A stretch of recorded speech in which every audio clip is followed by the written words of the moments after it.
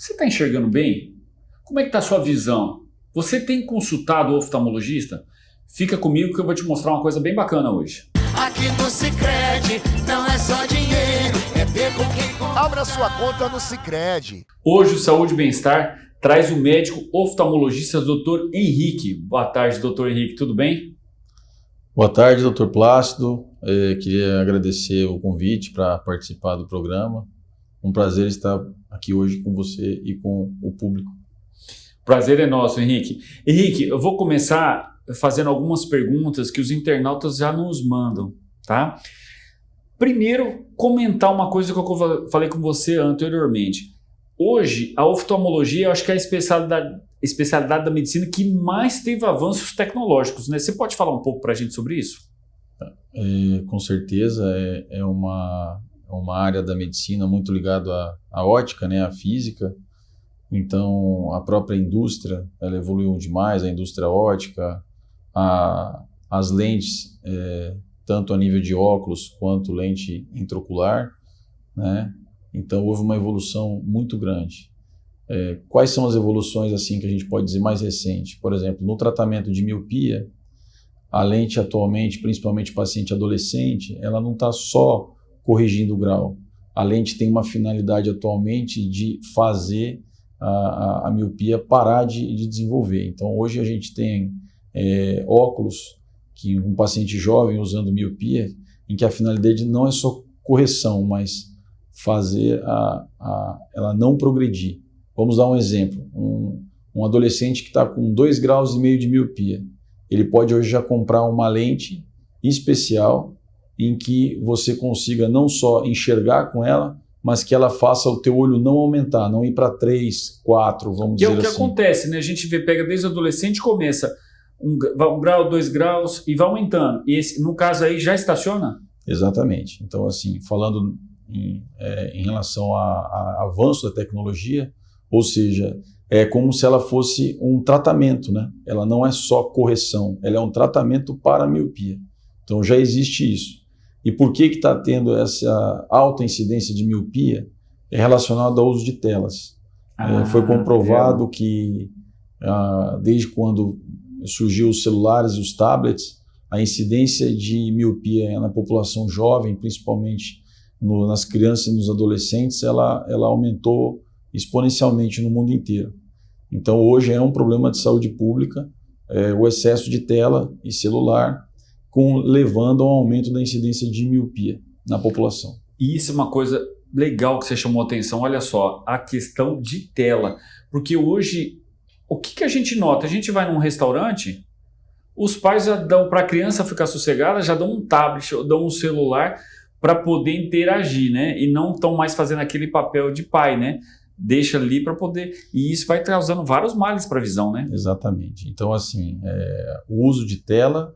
E o que a gente também percebe é que a luz artificial ela também é um fator para a progressão de miopia. Então a gente tem orientado famílias em que começa a desenvolver miopia a sentar próximo de janela, tentar usar mais a luz natural, não ficar num quarto fechado só com uma luz artificial, porque isso, além daquela proximidade, ou seja, dessa visão muito próximo, isso são fatores de progressão, né, de miopia.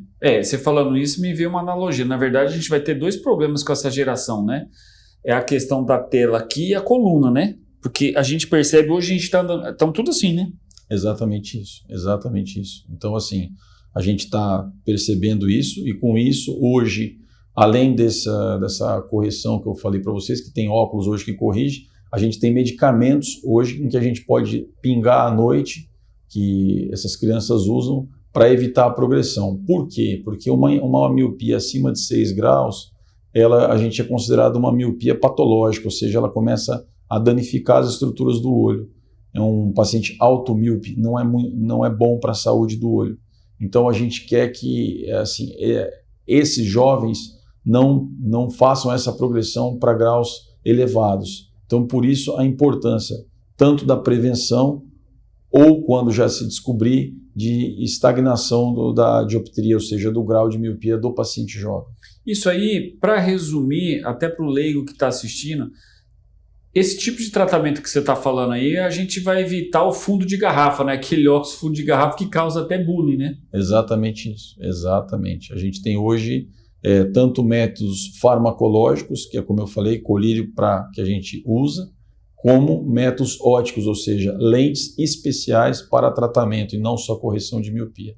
Isso são tecnologias que vieram nos últimos anos se somando a evolução dos casos, mas o tratamento também já sendo bem estabelecido e bem estudado pela oftalmologia.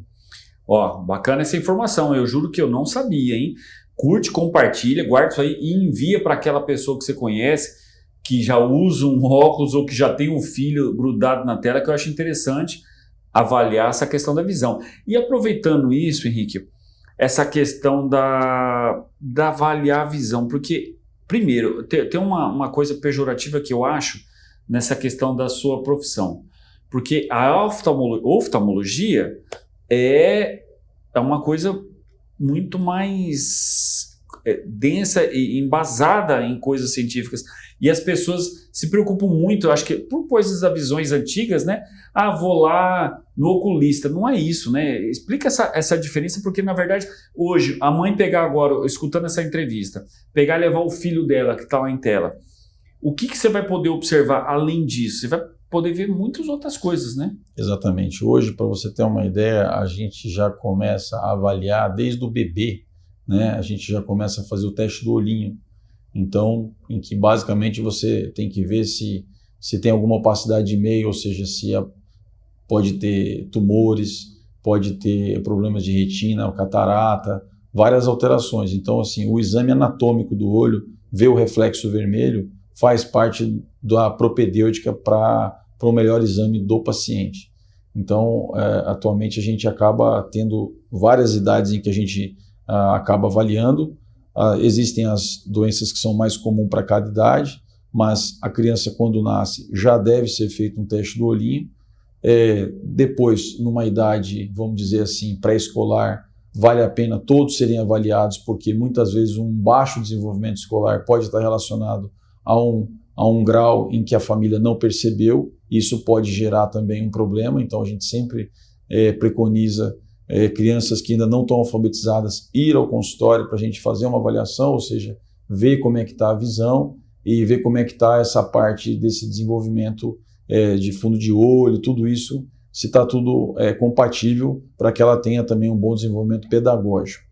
Depois a gente vai entrar numa idade da adolescência, que a gente tem que tomar muito cuidado, como eu falei, com o aumento de telas e celulares, que é onde você tem o maior incidência e aumento de miopia hoje, além, claro, tem outras doenças que podem aparecer, hipermetropia e astigmatismo.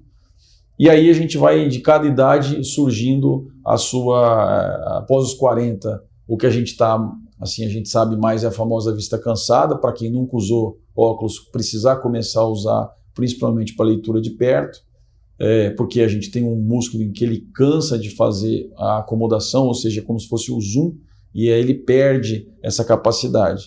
E aí, mais para frente, a gente já pensa em um paciente de 60 anos acima, em que começa a queixar que o óculos não está funcionando, que já pode estar relacionado com catarata. Acima de 70, 80 anos, a gente tem as doenças de retina, doença macular relacionada à idade. Então, assim, como a população hoje vive muito, acaba que a oftalmologia ela está se atualizando para cada idade ela conseguir dar o suporte e o melhor resultado visual para aquela pessoa.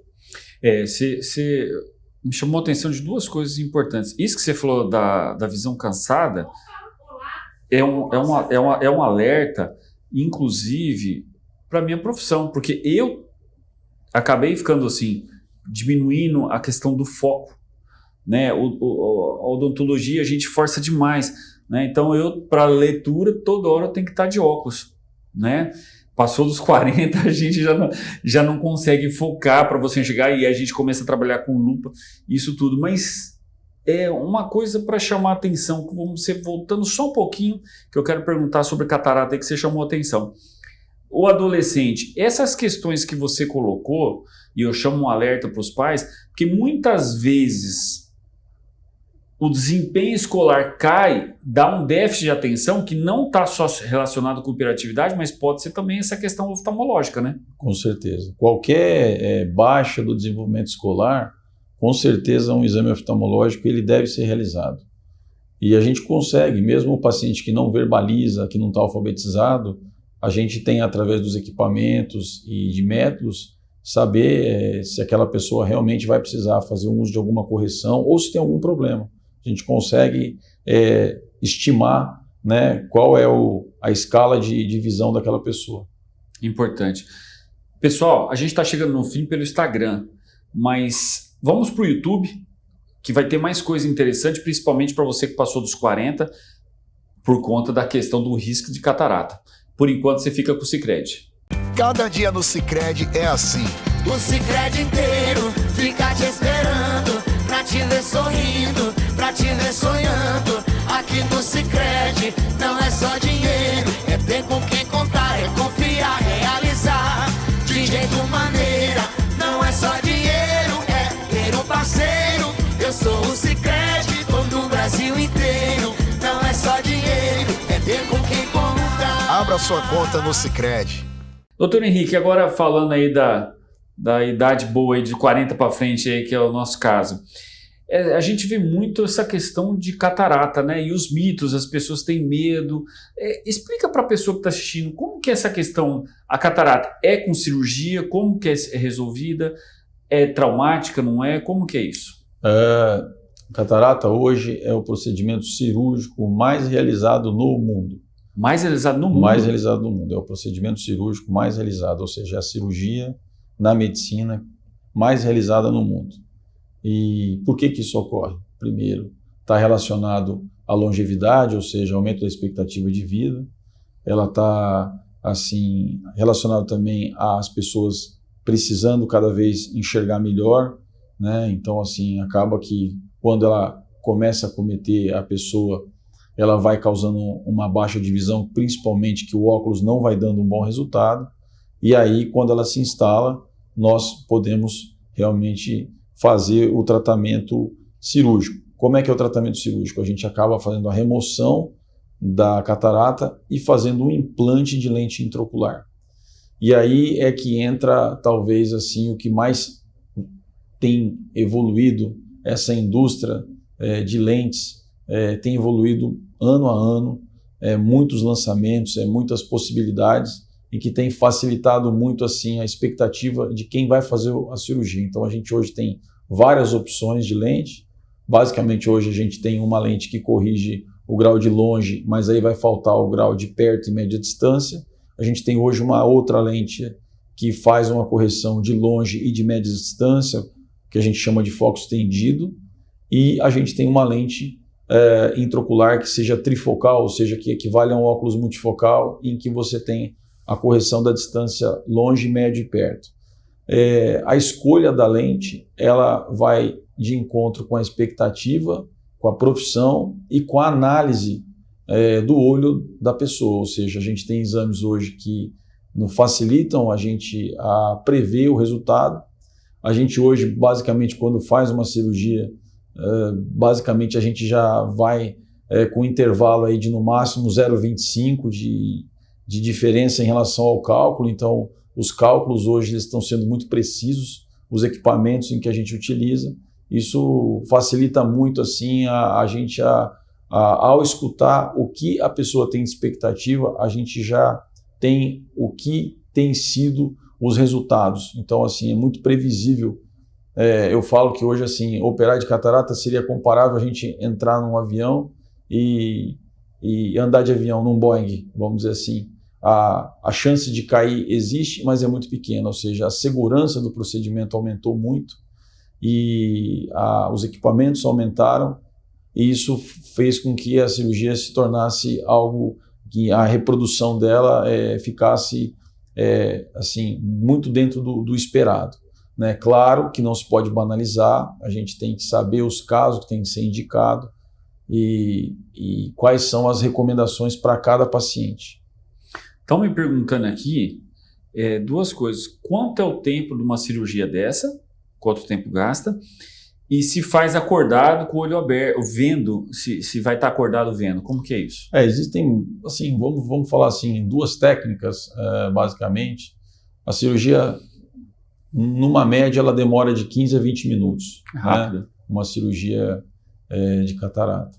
Mas, o que vai depender é o tipo da anestesia. Existe uma anestesia que o paciente faz totalmente com o olho aberto, né, que é só com colírio, mas geralmente quando faz isso a gente acaba fazendo uma sedação em conjunto, então ele acaba não sentindo muito.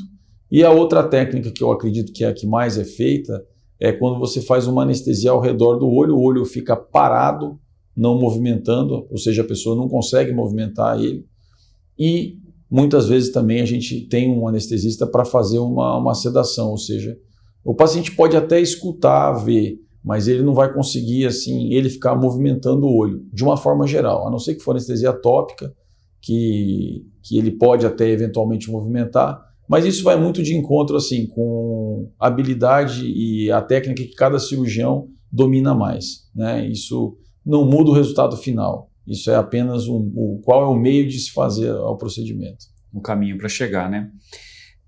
A questão desses implantes de lente.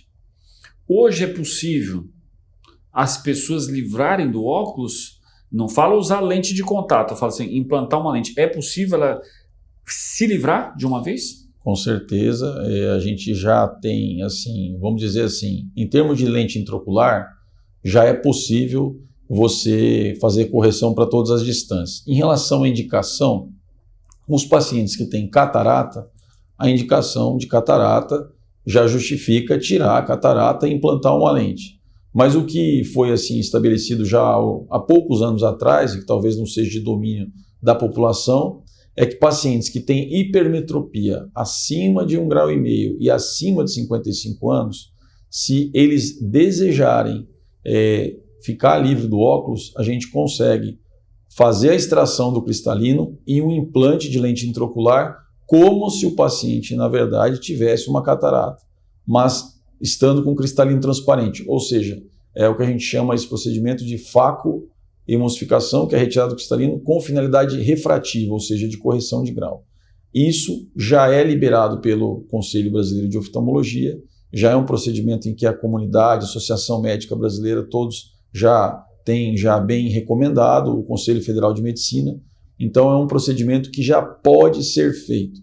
Claro que para ser feito, tem que ser feita uma análise, geralmente a gente gosta de ver como é que é a córnea do paciente, a curvatura, a contagem de células da córnea, o fundo de olho, ou seja, o grau que o paciente usa e a expectativa. Se dentro da experiência do médico ficar percebido que isso vai ser de encontro com a expectativa do paciente, tem indicação de fazer o procedimento.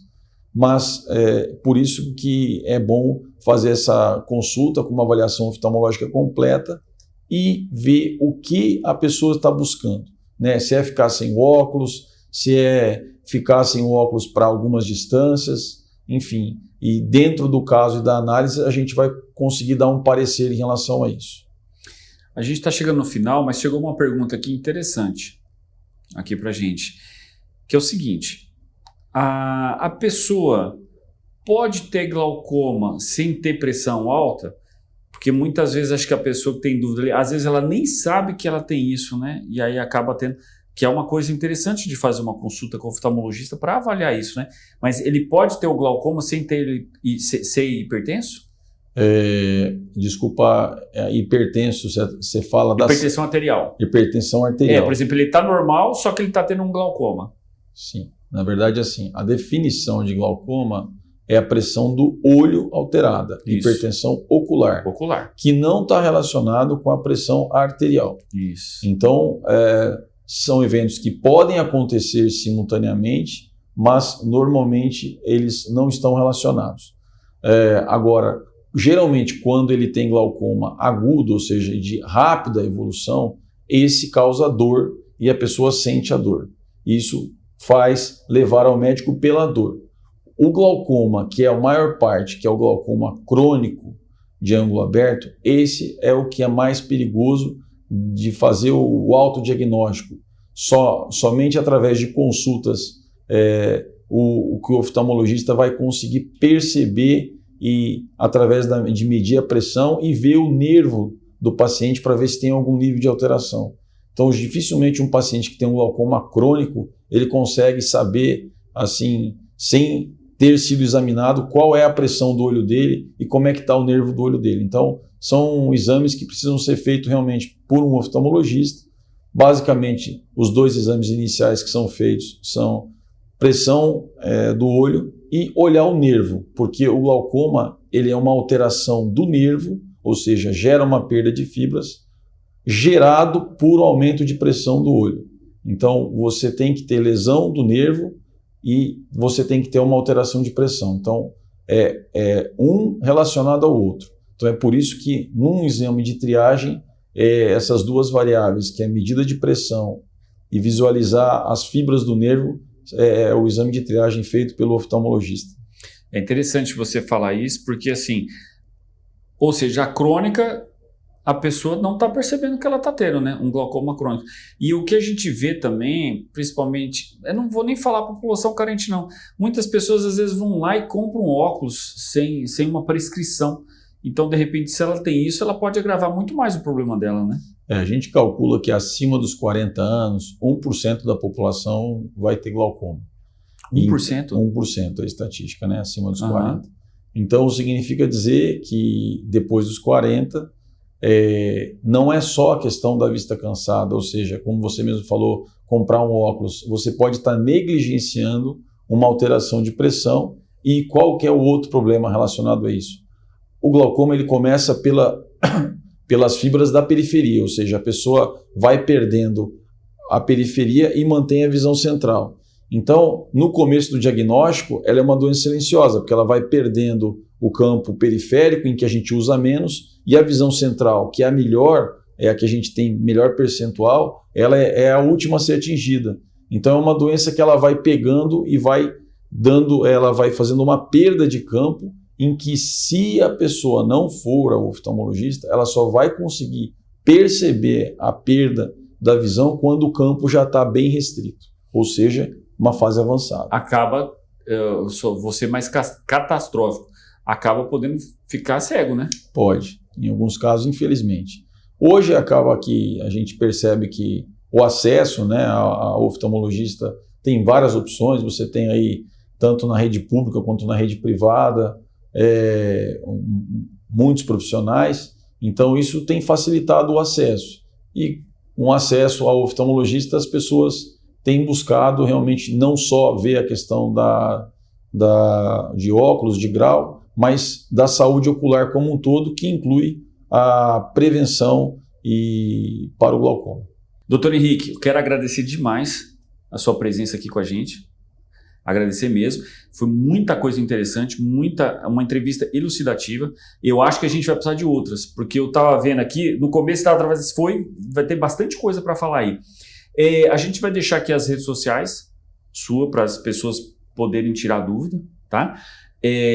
Vou deixar a câmera aberta para você falar com o público e dar o seu endereço, onde você atende, as pessoas que de repente querem fazer uma consulta, né, uma avaliação, para ter o teu parecer aí dessa... Gostaria também de agradecer novamente, né, o convite aqui ao programa de vocês, que é um programa muito bacana. Parabéns aí pelo programa. Obrigado. E em relação ao atendimento, eu atendo justamente no lugar onde eu sou o diretor técnico, que é a Proftalmo, Clínica de Olhos.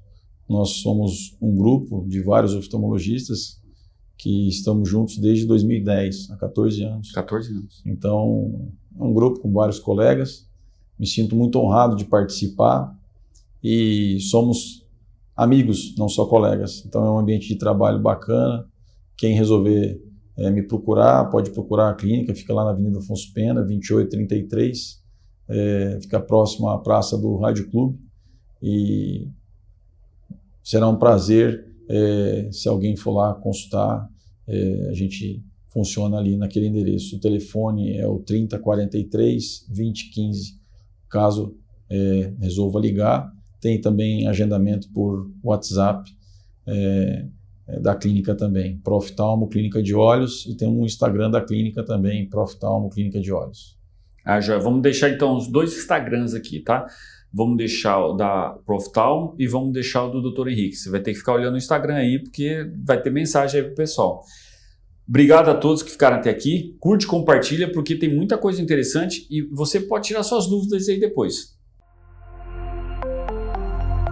d1noticias.com, a notícia no seu celular.